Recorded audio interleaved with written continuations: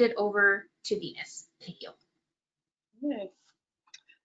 Thank you. And thank you everyone for being present on this day to learn about herbs, to look at what you could be doing to cultivate herbs, to incorporate herbs into your daily life journey, into your cooking, whether you're wanting to learn about herbs, their culinary uses, medicinal uses, and so on. So what we are going to do, or what I'm going to do today, is talk about some of my favorite herbs, to talk about things that I actually grow and utilize in my own life.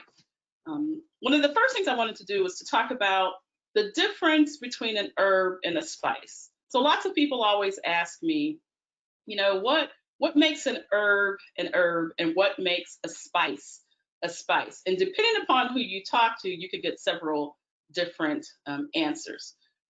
The one that is the most common is the herb is the leaf of the plant. So for example, I harvested some of my fennel fronds. So I use fennel fronds quite a bit. I love it as a digestive tea. So I'll mix my fennel fronds with some peppermint, right? With some mint, and this is one of my favorite digestive teas. So the fronds, right, this part of the fennel is the herb. Then when you get to this part of the fennel, so if I let this fennel go, it's going to become a seed, right? It's going to go to seed. And so the frond is the herb and the seed is the spice. So a common definition of a spice are the other parts of that plant, the non-green parts in many ways. So the seed, the bark, the berry, those things tend to be the spice. So I have some cinnamon here. So cinnamon, did you know, is really the bark of the tree. It's the bark of that bush, or the bark of that plant. I was saying earlier, I wish you could smell all of this. It would be even a more better presentation. So cinnamon is most definitely a spice because you're using the bark only. You never have seen, or you don't use the green part of cinnamon. Licorice root is another example of a spice. So again, a common definition between, to distinguish an herb and a spice is that the herb is the green part, such as the fennel fronds, and the spice becomes anything, the other parts of that plant, the seed, the bark, the berry. Another good example of a plant that becomes two different herbs would be cilantro, which I don't have yet to harvest. So the green part of the cilantro is the herb, right? That's what we understand as the herb of that plant. But when that herb goes to seed, it becomes coriander, right? And now it's a spice. So you have actually two different names for one plant. So that's one definition to distinguish an herb from a spice. Another definition that people often use is that an herb has a green stem and spices tend to have a woody stem. But there are some things that's not true for, like bay leaf. Bay leaf is an herb that has a woody stem. Sometimes have woody stems. So I like to just stick with that leaf of the plant is an herb, and all those other things that we use from a plant to flavor our food, those are spices. So I want to begin by just sharing with you that for me, growing herbs, engaging herbs, having a relationship with herbs is extremely ancestral. The knowledge that I have received has come from generations and generations of people before me, mainly women. So when you start talking herbs and you start interacting with herbs, I just want us to understand that it's a very sacred interaction, that there were generations of people who came before us who did all of the hard work, So I tell people, don't ever call me an expert on herbs. The experts were those who were before us. I just get to benefit from all of that knowledge. What I'm going to do today is share some of my favorite herbs with you that I use this time of year almost on a daily basis. If not, well, I use herbs on a daily basis, but many of these, while they're in bloom, I do so much to use them. So let us begin. I want to start with one that is a weed, right? So what's the definition of a weed? Some of us know the definition of a weed as a plant that's just growing in the wrong spot, right? There really are no weeds. Every plant has a purpose. Every plant, many of the ones that we consider weeds, are extremely medicinal. So this is red clover, and this is the leaf. The clover is not in bloom yet, but I wanted to share this with you because it is getting ready to go to bloom. It will bloom throughout the summer, and red clover and even white clover are extremely beneficial. Red clover is something that I harvest for my perimenopausal and menopausal teas. So I'll put the red clover, in this case, next to the sage, common sage. And these two herbs together, and there are some others that we could add to it, are a great blend for hot flashes, right? I'm sure no one out there except for me ever has hot flashes, but for hot flashes. So again, instead of treating yourself through hormones and other things, you could really just utilize this combination of herbs for hot flashes. So what we're going to talk about today are all these things these herbs that we can use in so many different ways. I'm not going to talk about the vitamin content or the mineral content because you can research all of that. I want to talk about the practical use of herbs. We started off talking about fennel and peppermint. Now, peppermint is one of those herbs that's often treated as a weed too, because it can go everywhere, right? It's invasive, and I'm sure it thinks, well, how am I invasive when you planted me? And now you're saying I'm invading, but we just don't use enough of it. So when I think about the many uses of peppermint, it's related to digestion, as I said before. But another use for me with peppermint that I use all the time is on a hot day like today, or any day when you're out, putting some peppermint leaf in your water. And I sat here and I have some fresh ginger also.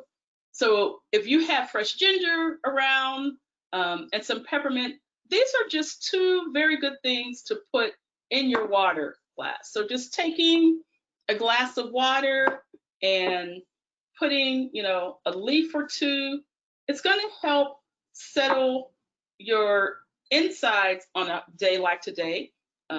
Shaving off some ginger root, so that would be a spice. I'm cheating, not an herb.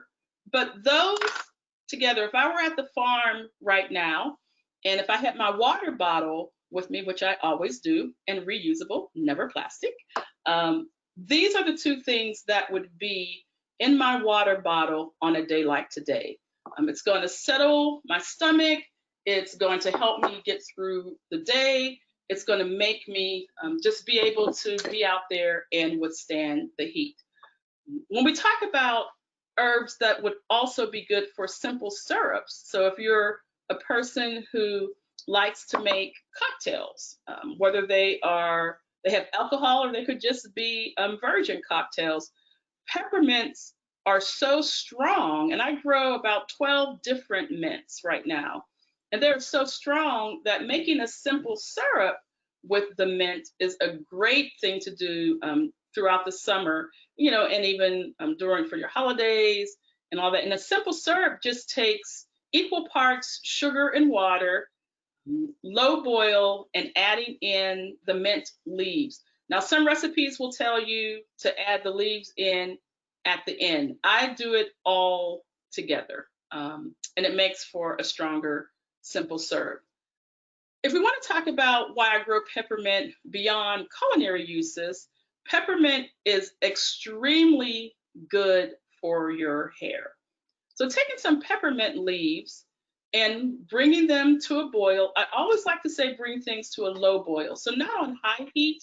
Because when you boil herbs on a very high heat, you're also bringing out some of the elements of the herb that you don't necessarily want to consume. So a low heat that simmers, allowing that to cool and putting it in a spray bottle, peppermint along with rosemary, which I don't have to harvest yet, putting that in a spray bottle and putting that in your hair.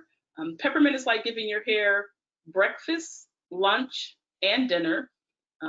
Rosemary is very good for your hair follicles. So I want you to explore herbs not just for culinary use, but also for the many benefits that they have for your body. And those are just a couple of them when it comes to peppermint. So peppermint, low simmer, let it cool, and then use it for your hair along with rosemary. You could also take all of that peppermint that's growing around your house and make that into a spray, and it will help deal with mice and ants and other insects. So we want to begin to look at how to live an herbal life that is beneficial to all of us, right? To our whole body. So using an herbicide, pesticide that's not good to breathe in to deal with mice and things. You don't want to do that. Again, a strong batch of peppermint and spraying it on the outside of your house, and you can also do it on the inside, is really good. We also know that peppermint is extremely good for bronchitis and all those things related to breath and lungs. So there's peppermint. We will never be able to get through everything that I want to do today, so I need to tell myself to just take my time. I want to talk about a couple of herbs that you may not grow, that are not commonly grown. Now this looks pitiful right now because I didn't harvest any fresh. This is actually drying. And this is lovage, or as some of what I call the high maintenance people call it, lavage. Well, it's lovage. Lovage. Lovage is a perennial plant that can grow 6 feet tall. I use it in all of my soups and stews.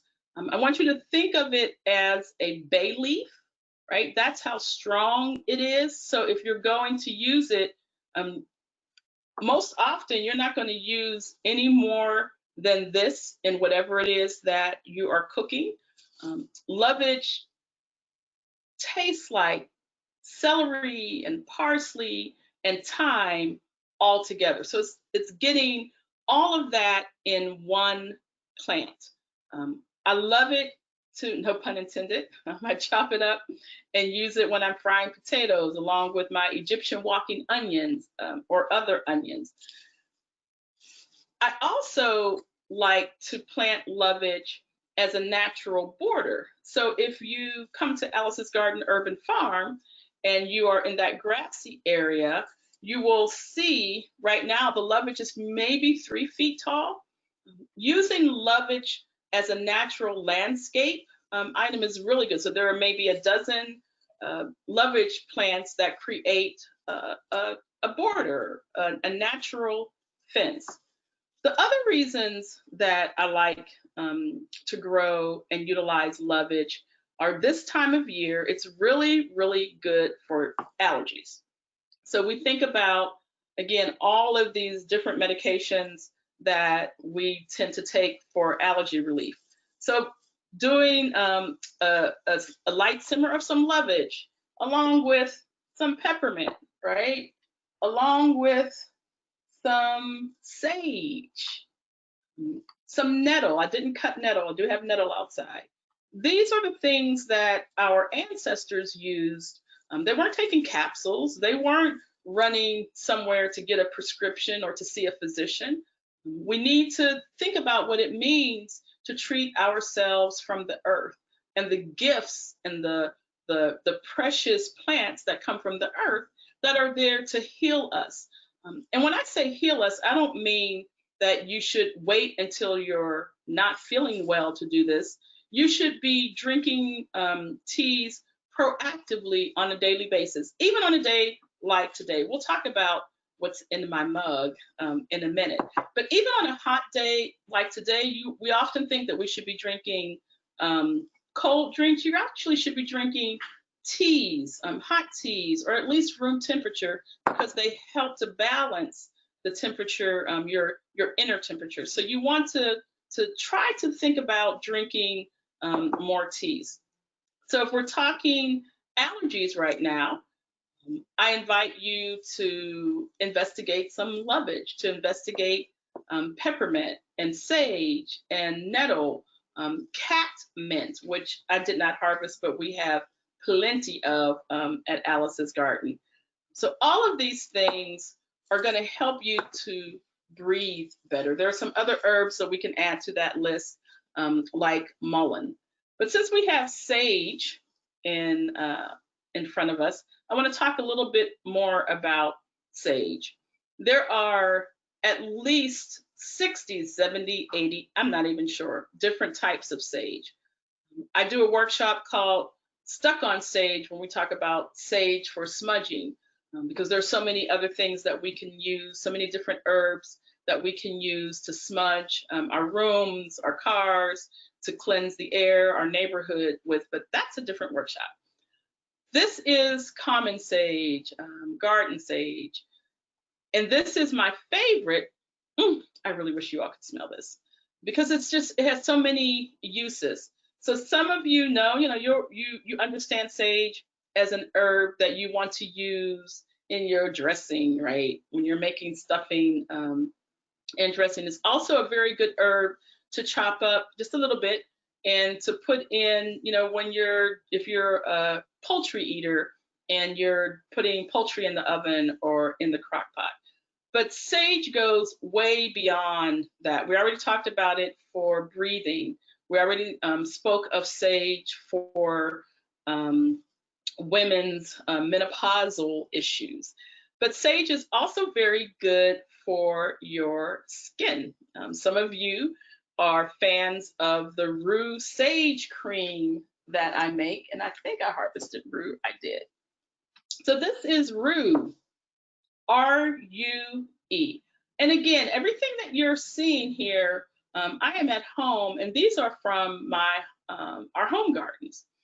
So rue, which is a very strong savory herb, rue and sage together, I put in crock pots with different types of oils and creams, and it is the only thing I use on my face as a facial moisturizer.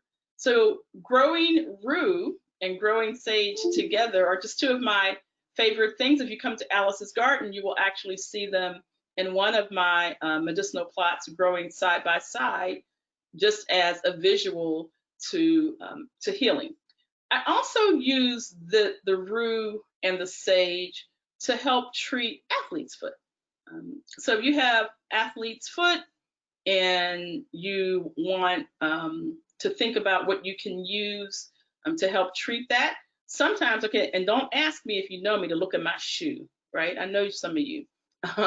Sometimes I will literally put a little piece of rue and a little piece of sage in my tennis shoes when I am at Alice's garden on a day like yesterday where I was there for 8 hours, so that when my feet begin to sweat, instantly there's comfort in these two herbs that are going to not have my feet itching, my toes itching.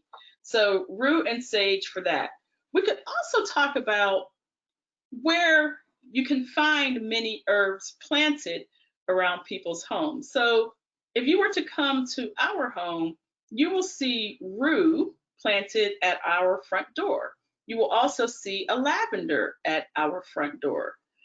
Both of these plants are known in the magical world as protection plants. So planting rue and planting lavender at your front door to cleanse the energy of folks before they come in. So now you all know that little secret. To protect your home. These are things, again, that many of our ancestors believed in the power of the plant. Rue is also one of those herbs that some people use in their soups. I have not used rue quite a bit in my soup. I've tried it a little bit. It's really strong, but for a lot of people, especially Central Americans and in South America, rue is one of those herbs that is pretty much like our sage. It's just something that you really put in your soups and stews. There are some warnings against rue that I just want to talk about. It was also used historically in large batches and very strong teas to eliminate unwanted pregnancies. And so you want to be very careful. Rue is not something that you want to consume if you are pregnant. You'll also see warnings about rue related to children, and you would have to drink a whole lot of rue tea for it to be harmful to you. And speaking of pregnancy, if you are a nursing mother, you don't want to consume a lot of sage because sage dries up your milk. So these are just some tidbits. I could sit here for an hour and talk about each individual herb and all that it does, all of its benefits, all of its side effects. This time that we're having today is just a little teaser about what these herbs represent, how they've been used historically, and how we can continue to use them. So let's move on to a couple of other things. One of my favorites that is I still have to put this particular plant in the ground. I only wish you could do this. That's my happy sound, by the way. This is lemon verbena. Okay, go ahead, repeat after me. Lemon verbena. Lemon verbena is probably the strongest of the lemon plants when it comes to scents. Need I say that all of these herbs that I'm sharing with you today are great in butterfly gardens. All of these herbs attract different butterflies. They also, some of them attract different birds to your garden. So when you plant herbs and you think you're just planting them for yourself, you're actually planting them for all of our allies in creation who will help pollinate the plants, the vegetables that grow next to them, and it just brings just healing aromas to whatever areas. But lemon verbena is, for me, a must in our gardens. Our daughter, Sojourner, does not like it when I plant lemon verbena and take it to farmers markets and share it with you all. She's a lemon verbena hoarder. She wants all of the lemon verbena for herself, but she must share. Lemon verbena, you can very often find it in cosmetics because of its strong lemon scent. So that means you don't need much of it. So if I were going to make a lemon verbena tea, I would use no more than 2 small leaves. That's how strong lemon verbena is. But lemon verbena does something else that is really important to me, and something that people don't know about, or many people don't know about. Of course, some people know about it. Lemon verbena is really a great herb to grow if you are one who bikes, works out, you're an athlete, you are always engaged in physical exercise, and you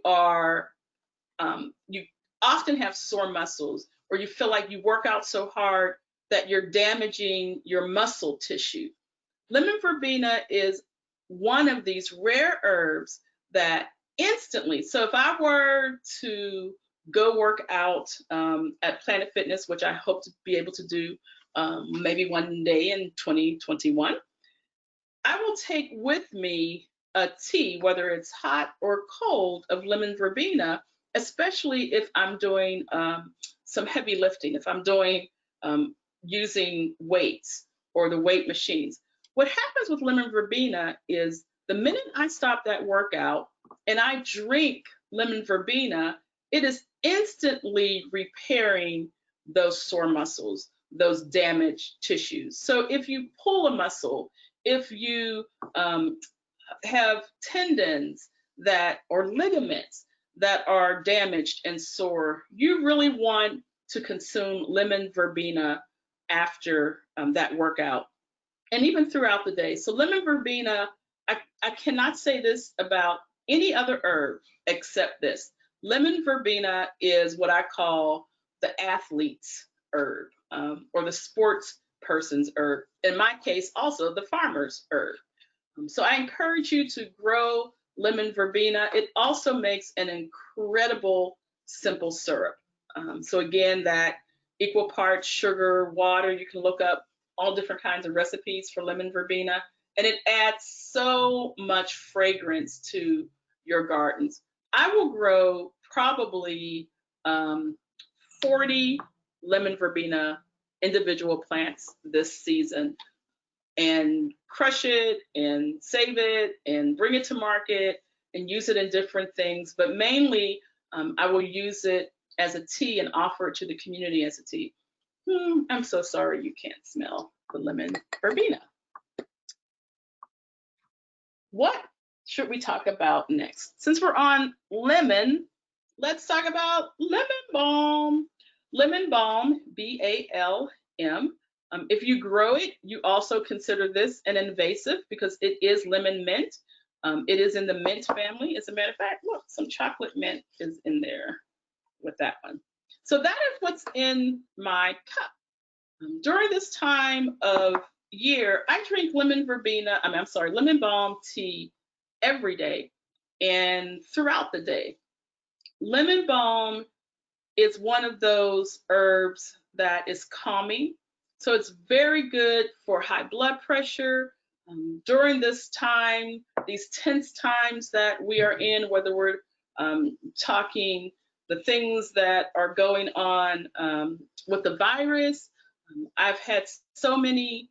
One of the teas that people want the most right now happens to be the daytime calm tea, right?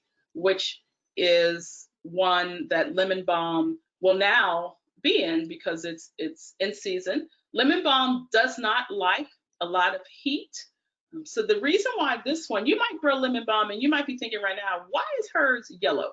So first of all, there are different kinds of lemon balm, but also my lemon balm that is grown in our backyard is really between 3 buildings. So it's blocked by the sun most of the day. Blocked by the buildings most of the day, so it doesn't get high heat. And lemon balm does not like high heat. It likes the cooler months. So it's really prolific right now. So May, June, and then it's going to go to seed, and just cut it back when it goes to seed because it's going to pop back up so strong come September and October. So it doesn't like high heat.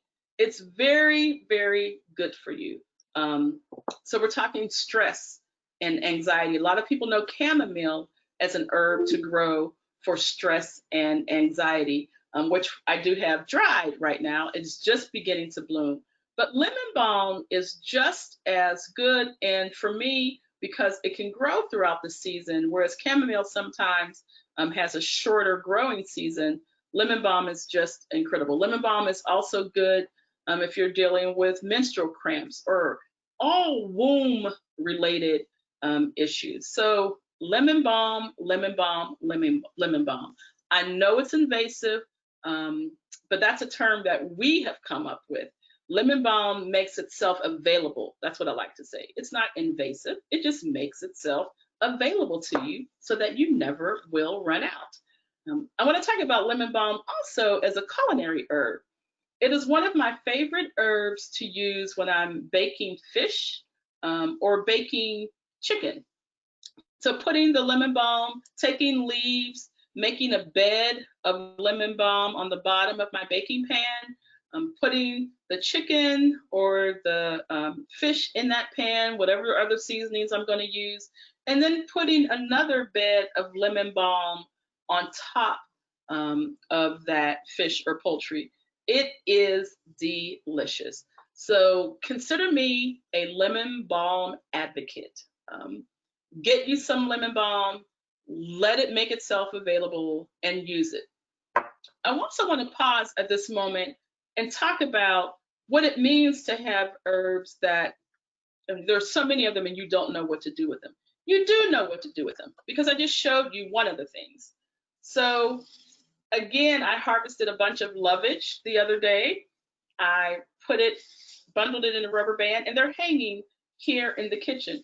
Dry your herbs, save them, harvest them all season long. You can see behind me, there are some jars. If I were to turn this computer this way, you will see about 40 jars of herbs and spices.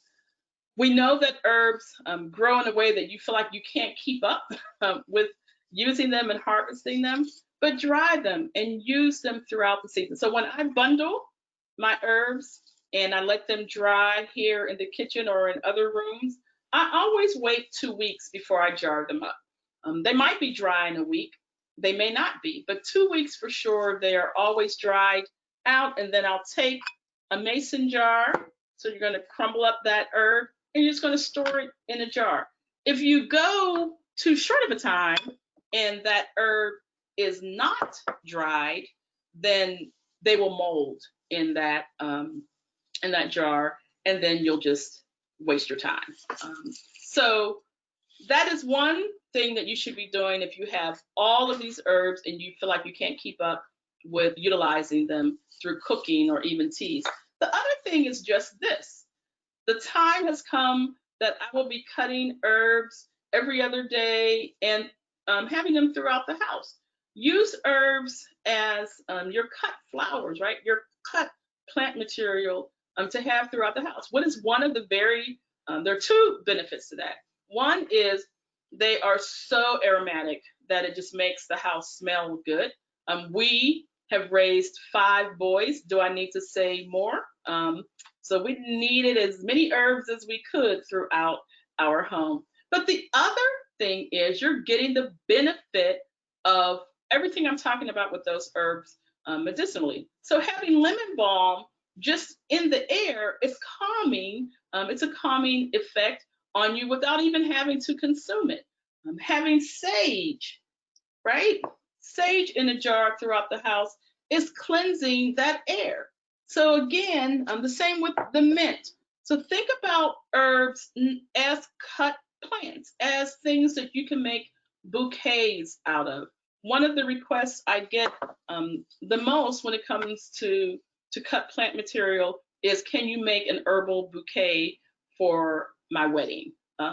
Which is great. You know, it's a beautiful thing. So imagine an herbal bouquet of peppermint or lemon balm. Lemon balm doesn't hold up well in a bouquet, but lemon verbena. So I want you to think about cutting those herbs. One of the other herbs that I cut all the time, because again, it makes itself available, it's not invasive, is oregano. Oregano smells wonderful throughout the house. I did not cut oregano, but since I brought it up, let's talk about it.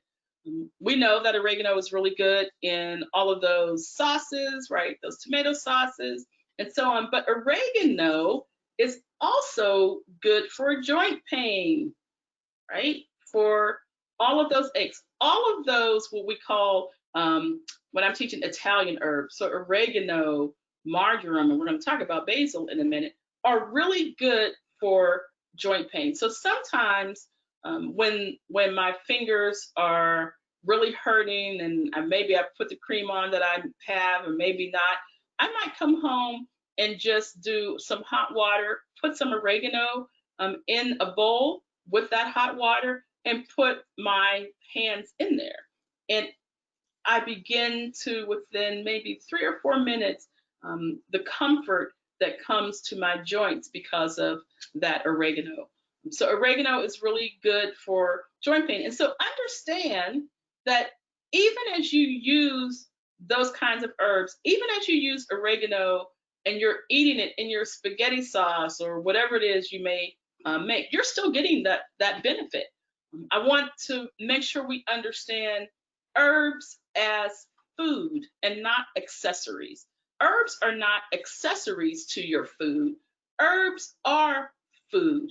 And the more you begin to understand that, the more you begin to understand the density of vitamins and minerals, along with the flavor, the more you embrace their medicinal properties, you will go as crazy as I am about herbs and use them in so many different ways. And yes, just cooking with herbs will give you some of those benefits that I have been speaking of. So I'm going to talk about some more because I have so much to share today. This herb that needs to be planted, we've already planted at Alice's garden maybe 60 of this particular herb. And again, I so apologize that you can't smell anything. You have no idea what you're missing out on. So this is holy basil or Tulsi. It's ready to go into the ground. We asked for it to be seeded for us by our friends at Wellsprings Farm, and they delivered it last week. Holy basil is, first of all, it tastes so good, but again, it's another calming herb. That's one of the many ways that I use holy basil. So holy basil, lemon balm, together with some local honey is one of my favorite teas. A lot of people love holy basil, and then there are people who don't like holy basil because it has a very distinct taste. There are several different types of holy basil. Holy basil, you may know it as Tulsi. That's its other name or one of its many names. Again, if you can get your hands on some holy basil, I can't even tell you all of the medicinal properties of holy basil. There are so many. But I also want to talk about basil in general. So I've already shared that basil is good for joint pain. So you want to consume, and that would be almost any of the basils. Holy basil, Tulsi is the most medicinal of the basils. But you can also experiment with using the various basils, some of them in your pestos and all of that. I didn't bring in, I grow lettuce leaf basil more than the sweet basil. It's not as strong, but I really like it in my salads. I like it to make pesto, although I don't make pesto but maybe once a year. Enough people make it that I can support them. But holy basil is a must. So if you do not grow holy basil, I'm inviting you to do so.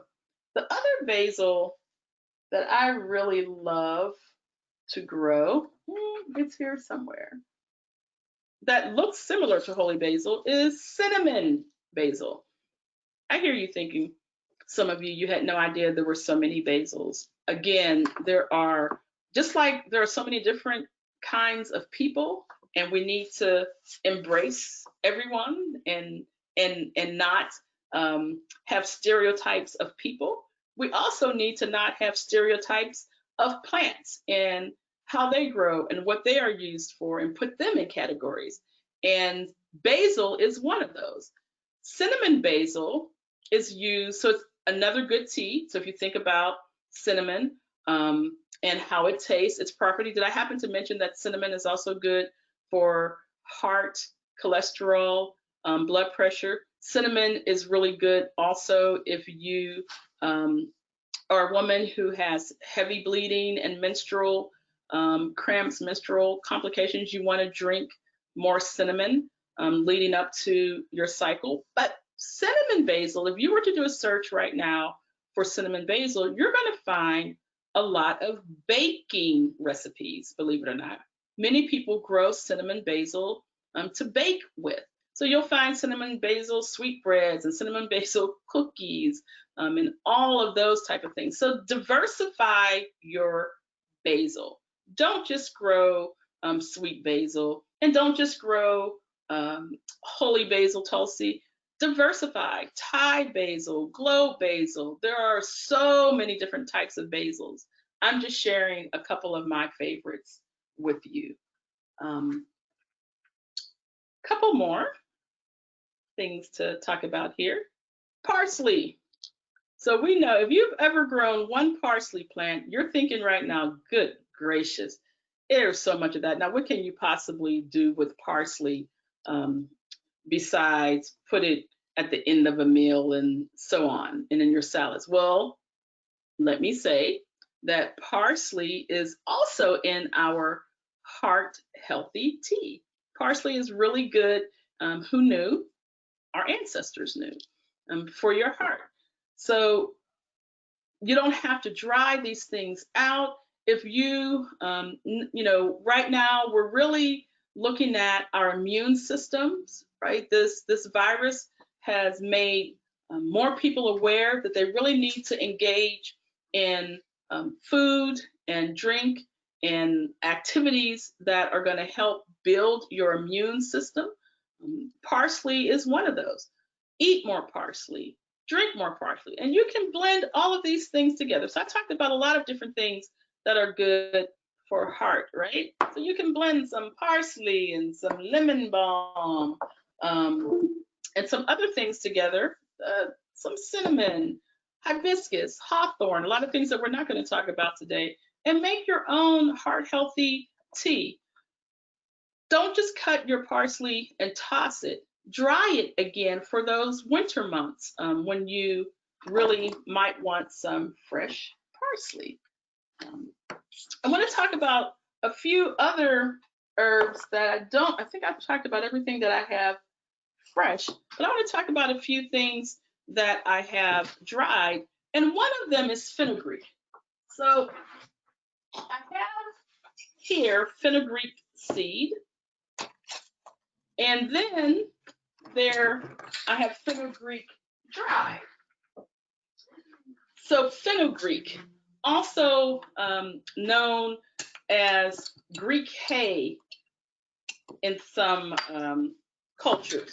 Fenugreek as a seed, a lot of people know it in Indian cooking. It's a really fine seed, but I take this fine seed and I plant it normally in one of my raised beds, and I harvest it as a micro herb. So I don't let it go fully to seed. Oh my gosh, it smells so sweet. And so I harvest it as a small micro herb, and fenugreek is incredible. You're going to get tired of me talking about herbs for calming and herbs for heart health, but fenugreek is also one of those.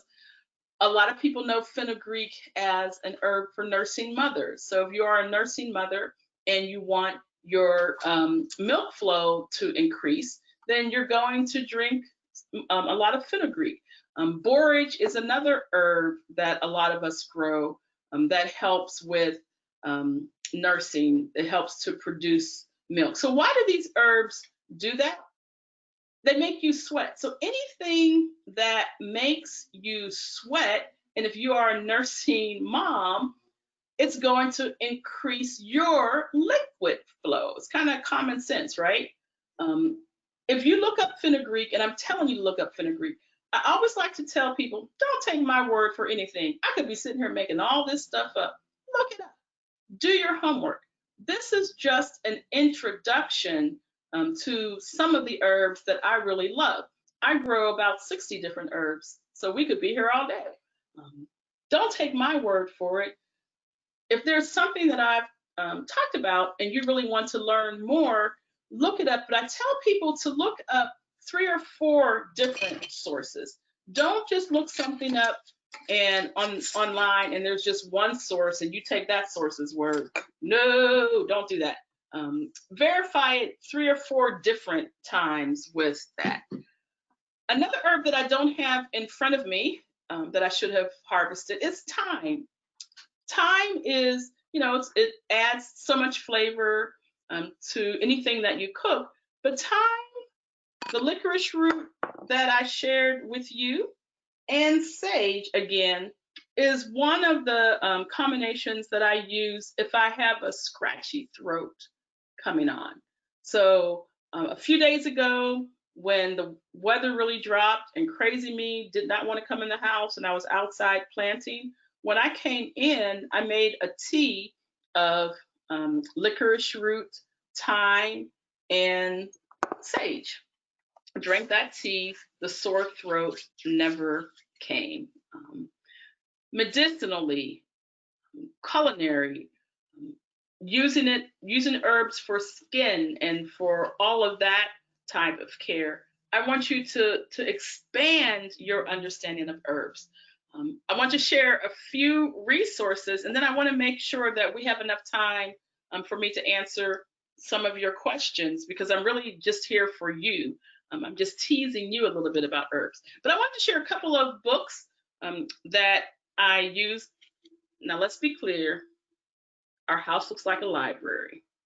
People actually knock on the door because we have books in our picture window, and kids who are in the neighborhood for the first time, they knock on our front door and ask if this is a library.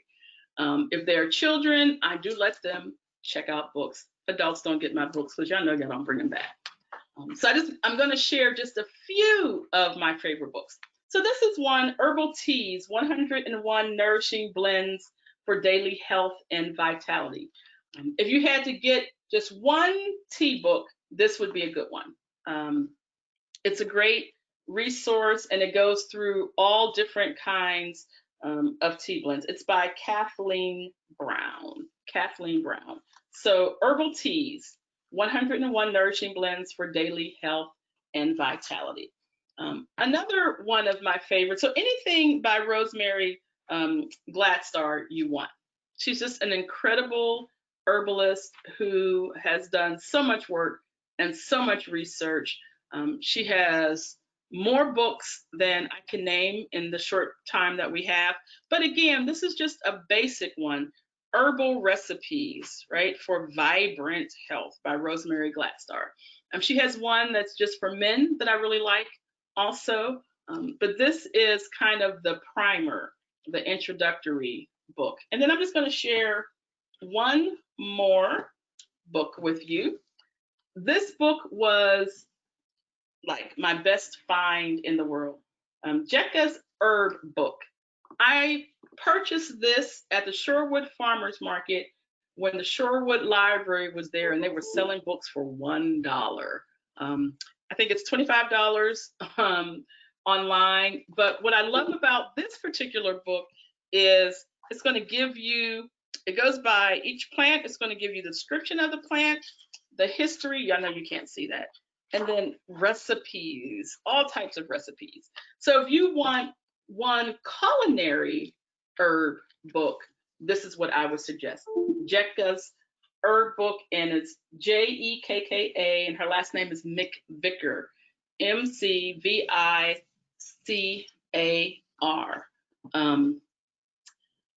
Again, there's so much that I could share with you. You see I have jars of herbs and herbs hanging everywhere. But I want to pause at this point before I continue on, and I would love to be able to begin to answer any questions, if that's okay, and then we could still talk about other herbs if there aren't any questions. So are we able to do that now? Venus, yes, absolutely. So we did have a couple questions that came in as you were talking us through those various herbs. So I can read those out loud for you to respond to the group. So we had a question, do you let sage go to bloom? And what do you do with the sage flowers? Oh, yes, I let sage go to bloom. It's getting ready to bloom right now, at least in my gardens. That flower, I was explaining, so we have an Herbal Apprentice program at Alice's Garden that meets on Mondays from 10 to 12 and 6 to 8, for those who may not know that.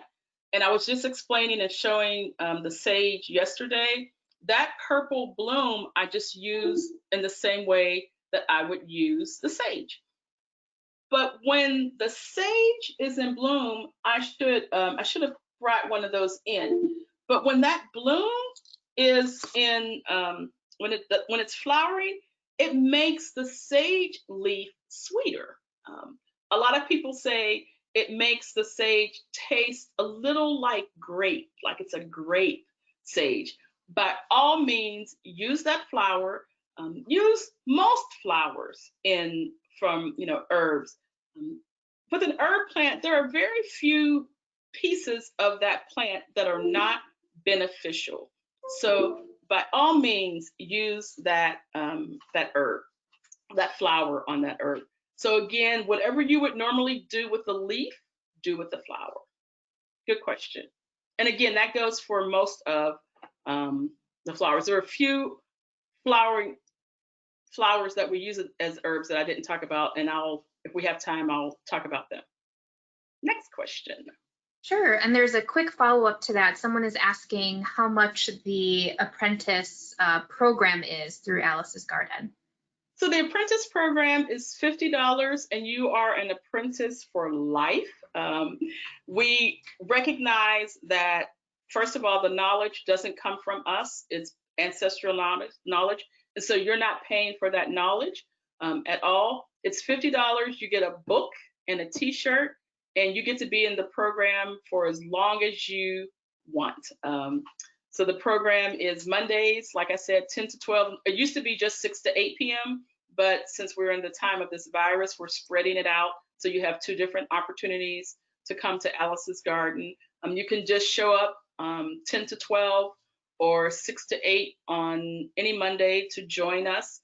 And it is probably, when I think about all of the people age-wise and cultures who are part of the apprenticeship program, it's one of my favorite things to do in the world.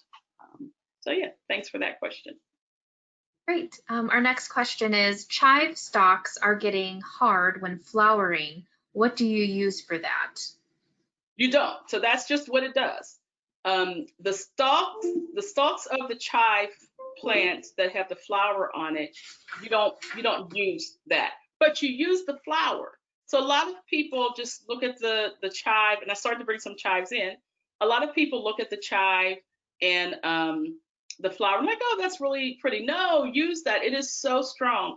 I love to cut off that flower and sprinkle it in my salads, especially. Using the chive flower in dips, right, makes for a very beautiful dip, or even in a salad dressing. So use the flower, but that stalk, you don't use it. Its purpose is to hold up that flower. That's why it's so hard. But all of the other chives around it that do not have a flower on it are soft. So again, everything in nature serves a purpose. That stalk is only to be strong enough to hold on to that flower. So it's not meant for you to consume it, but it doesn't change the taste of all of the other green stems that don't have the flower on it. Now, let's pause here and say, if you're growing chives, you also know that if you let that flower go to seed, you're going to have tons of chives the next year. It only flowers once, for those who do not know. So unlike other herbs that you can cut back and harvest, and the flowers continue to come back, that is not true for a chive. So take advantage of that and use it in that way. Great, thank you. The next question is, what quantity of herb needs to be used to get the benefits? I'm sure it's different for different herbs. Indeed. Not only is it different for different herbs, it's a matter of what you like. So let's say that you're making a tea. Let's talk about peppermint. So you're making a tea and you have this much peppermint. Well, you know what? For some people, that might be too much.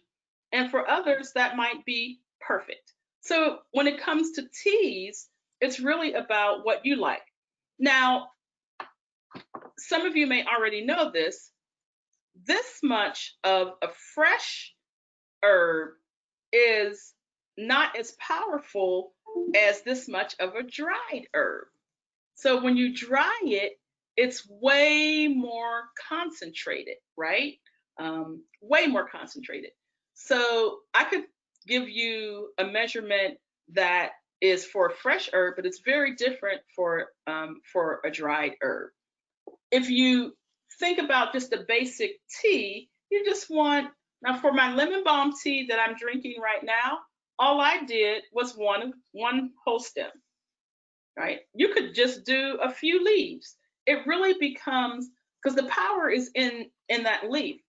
You're going to get the benefit of that herb no matter how much of it you use. It really just becomes about the, how potent it is and how much you want to taste it. Now it's a little different when you're talking, which we're not talking essential oils, right? Then there's you might want to look at some things and how much you use. But when it comes to the plant material, it really becomes about its purpose and what you want to do with it. So for example, I love putting fennel fronds in my tuna, like when I'm making fresh tuna salad.